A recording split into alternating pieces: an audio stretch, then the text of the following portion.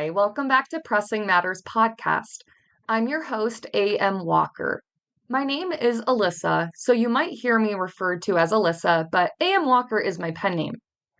I'm here today to talk to you about my book, Rooted in Silence, but I'm also here today to call a new author, Katie Capener, and she's going to talk about her book, Hidden by These Walls. The typical process for indie authors is to find a freelancer online, somebody that wants to do your cover art that understands your vision. When I was writing my book, I decided I wanted somebody that I would not give an exact image to. I didn't want to tell them what was in my mind for the cover. Instead, I wanted to give them bullet points and words, adjectives that had to do with my story, and have them create a cover that lined with that. I told them I wanted it to be dark, symbolic, and have to do with gardening. I'm so curious with a cover like KD's, how much direction she gave her cover artist, how she tackled the color blue. Let's give her a first phone call and ask her some questions about how she decided to design her cover. I knew for my cover that I wanted the scene in the woods when Libby is waiting for Jake at night to be on the cover of the book because it's a pivotal scene in the story and it's actually the one that inspired it. And so that was, to me, the most important part. Now, you're going to notice a few things about the differences between my book and Katie's book. My book is a little bit more symbolic, literary, dark. Hers is more bold, striking, and tells a direct story. And you could totally see that reflected in our different cover art. So that's going to be today's topic. We're here today to talk about Katie's cover art and why she made the decisions that she made. We're going to use her novel as a lesson between how you should select your own cover art to be reflective of your writing style. We'll use my book, Rooted in Silence, along with Katie's to teach some lessons that hopefully you can apply to your own writing. Let's start out with why KD made the decision to go with the color blue. Was that her decision, and why did she get to the point of making that decision? I didn't have anything to do with choosing blue for the cover. That was the cover artist. The designer did it. I loved it because it kind of helps symbolize the tone of the story. And blue, I've always loved blue. So it is pretty eye-catching. So I decided to keep that. You'll notice with Rooted in Silence, I chose a matte cover. It's dark. There's no characters on it, and honestly, you have to look pretty close to understand what's happening. Truly, until you read my story, you won't 100% understand the art that's on the cover. But once you do, it becomes something that takes hold and roots you, no pun intended. My cover has one image of a flower going down into the soil, and as you can see, the flower is wilting. It's super symbolic. You know that my story is probably going to involve plants. It's probably going to be a darker thriller, and gardening seems to be involved. Maybe roots, maybe root is symbolic. How is silence involved in the story? Let's compare it to Katie's book. Katie's cover has a really striking, bold font. If you're walking across a library, you're going to know what this book says. The color blue is like lightning. It strikes and it tells you exactly the type of impact the story is going to have. You also see direct characters on the cover, which is very different than a wilting plant. Let's start off by asking KD the amount of direction she gave her cover artist when she was creating it. I did tell the designer exactly what I wanted. I just explained the scene. And I wanted it to be at night. I wanted it to have moonlight and the woods and my characters, Libby and Jake. And I wanted it to also show an older gray house because a house is a pretty important part of this story where Libby lives. Even comparing the back of our novels, you could see quite a difference between the two. Now, you probably can't read either, but if you were able to read one, it would definitely be KD's. That's because she chose a font that is super bold and super white. Mine forces you to get close and kind of examine and interact with the book. Neither tactic is wrong, they're just different. And typically, it has to do with your writing style and what you've written inside of the book. It's very hard to create a cover that reflects the inside. But it's very clear Katie did an amazing job at that. We see that there's characters and we get an idea of their age.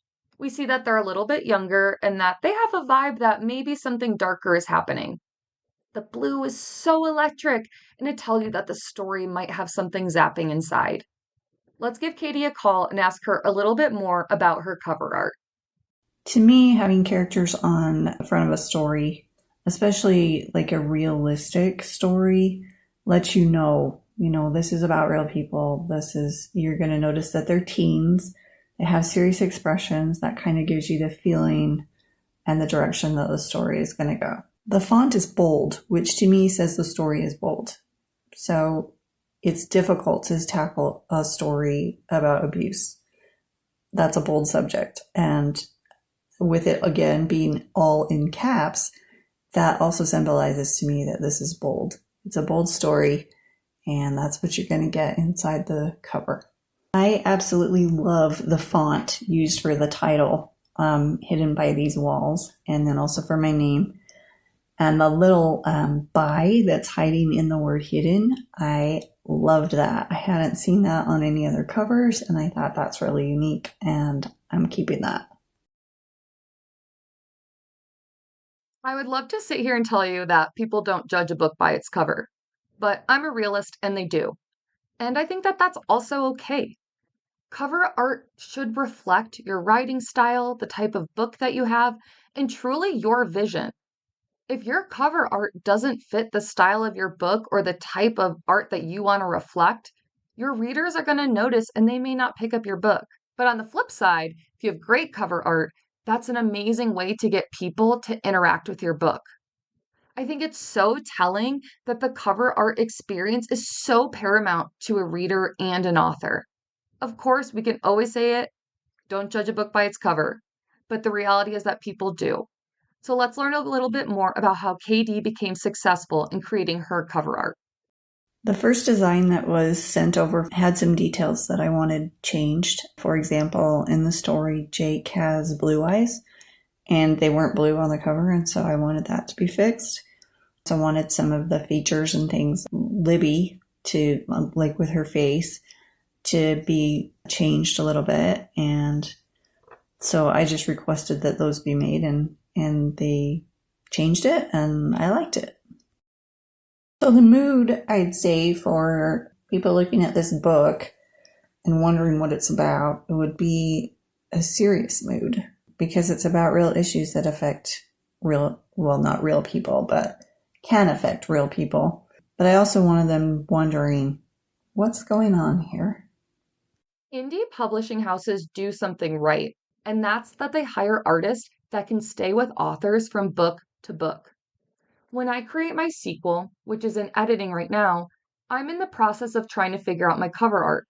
What I didn't do is go through an indie publishing house, so now I'm forced to find another cover artist that can make a same style for my sequel that looks similar enough, but that's a big ask for somebody that has their own design style.